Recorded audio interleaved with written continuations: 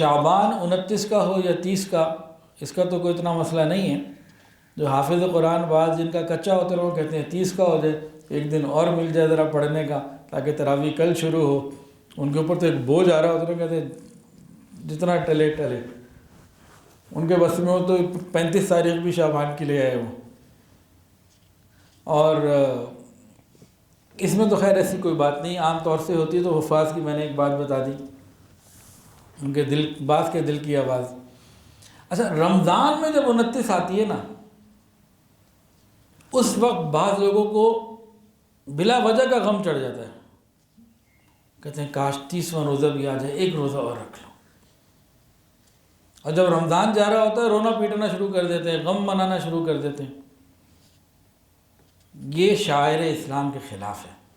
رسول اللہ صلی اللہ علیہ وسلم کے زمانے میں 29 کا بھی رمضان آیا، 30 کا بھی آیا. صحابہ کے زمانے میں 29 کا بھی آیا، 30 کا بھی آیا.